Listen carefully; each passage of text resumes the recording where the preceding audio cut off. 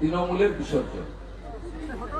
আপনাদের চ্যানেল কাল থেকে টুইস্ট করে করে বলছে সোমবার, আমি সোমবার বলিনি, আমি বলেছি সপ্তাহের শুরুতে যে অবস্থা হবে তাতে পিসি ভাইপো বেসামাল হবে। ওয়েট, আজকে রবিবার, আজকে রবিবার অপেক্ষা করুন।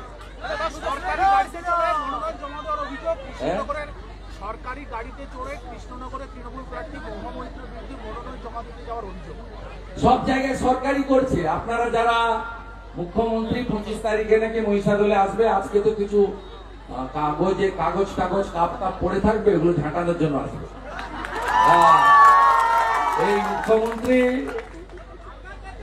আপনার 25 তারিখে যেদিন এখানে আসবেন, দেখবেন এখানকার ডিআইএসও আমাদের যে ডিস্ট্রিক্ট ইনফরমেশন এন্ড কালচার হচ্ছে ডিআইসিও, তিনি আপনাদের মেসেজ করবেন যে মুখ্যমন্ত্রী আসছে। লোক প্রসাদ শিল্পীদেরকে ইন্দ্রনীল সেনের কথায় ফোন করে করে বলছে যে আপনারা তৃণমূলকে ভোট দিন, লোকপ্রসাদ শিল্পীদের।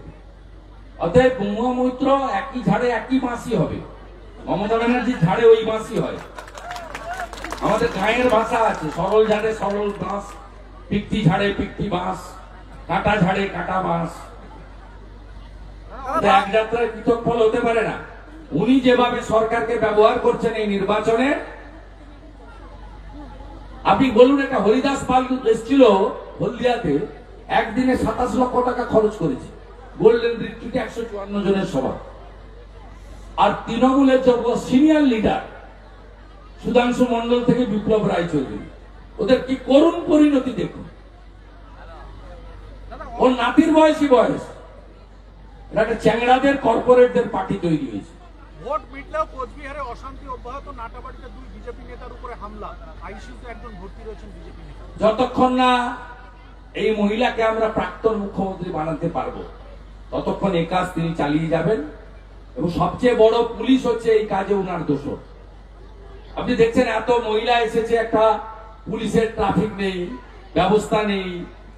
আপনি দেখবেন তৃণমূলের 1.5 পয়সার নেতা, কাটমানি খাওয়া নেতা, আমার এমপি ল্যাড থেকে টাকা তুলতো, যেটা এখানকার এমএলএ 7%, দায়ে কালী বাঁয়ে স্বরূপ, পিছনে ছবি, সামনে কমল, তেলচোর, তেলে ভেজাল মিশিয়েছিল, চোরা পরিবৃত্ত চৌর্য বৃত্তি।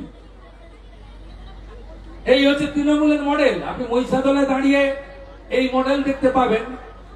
আপনি ভাষা শুনুন ব্লক তৃণমূলের সভাপতি সুদর্শনের, সে মালো জেল খাটা 5 মাস না কত 6 মাস জেল খাটা। সে মালো ফোন করে বলছে, হ্যাঁ রাম মন্দির তোর বাপের জায়গা, ওটা তোর বাপের জায়গা। সুদর্শন বলছে রাম মন্দির ভেঙে তুলে দে, সাহস। সব গোছানো থাকবে, বিজেপি সরকার আসবে, যে অবস্থা লক্ষণ শেঠ সুশান্ত ঘোষের করেছি তার থেকেও খারাপ অবস্থায় দেবে।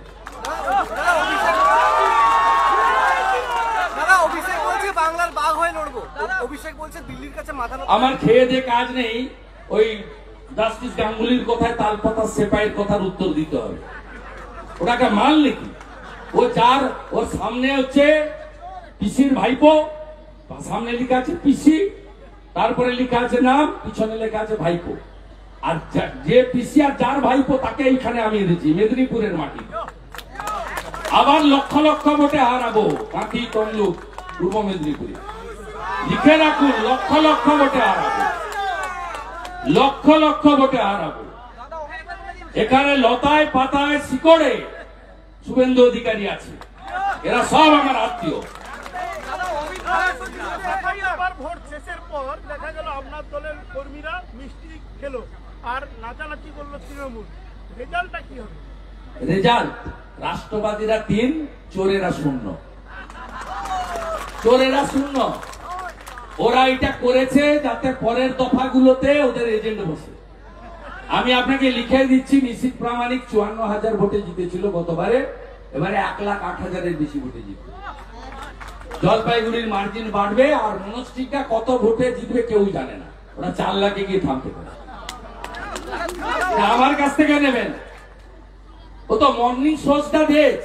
আমার সভাতে যা লোক হয়েছে, পিসি মনির সভাতে পুলিশ দিয়ে ভিডিওকে দিয়ে লোক আনিয়েও লোক হয়নি। গতকাল আমি রতুয়াতে সভা করেছি, 10,000-এর বেশি লোক, 65% মাইনরিটি থাকে ওখানে। আর মমতা ব্যানার্জি গাজলে সভা করেছে 2,000 লোক। মমতা ব্যানার্জি এনায়েতপুরে সভা করেছে 3,000 লোক। তার থেকে 5 কিলোমিটার দূরে অমৃতিতে আমি সভা করেছি 15,000 লোক। বাজার খুব খারাপ, খুব খারাপ বাজার। দাদা রেজিনগরে কাল রাত থেকে বোমাবাজি চলছে। হ্যাঁ, রেজিনগরে কাল রাত থেকে বোমাবাজি চলছে। ফরিদের বাড়িতে বোম ফাটানো ফেটেছে, জারে বোম ছিল 13টা করে, আমার কাছ থেকে নেই। পুলিশ চাপার চেষ্টা করছে, আর সাংবাদিকরা বের করানোর চেষ্টা করছে, তাই তো? আমাকে সঙ্গে সঙ্গে ওই গ্রামে আমার লোক আছে। দাদা অমিত মালব্যর বিরুদ্ধে এফআইআর, অমিত মালব্যর বিরুদ্ধে এফআইআর। লেডি গুপ্তার লেজ বেঁধে দিতে হবে। লোগো পরিবর্তন মমতা বন্দ্যোপাধ্যায় বেশ করেছে। গেরুয়া সৌর্যের প্রতীক, বীর্যের প্রতীক, স্বাভিমানের প্রতীক, হিন্দুস্তানের প্রতীক, ভারতবর্ষের প্রতীক। স্বামী বিবেকানন্দের গায়ে থাকে গেরুয়া। গেরুয়াকে যারা আক্রমণ করবে তারা দেশ বিরোধী।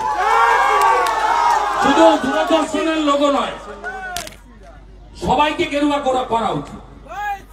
গেরুয়া ছাড়া কোনো কাজ হতে পারে না। স্বামী বিবেকানন্দ গেরুয়া পোষণ করতেন।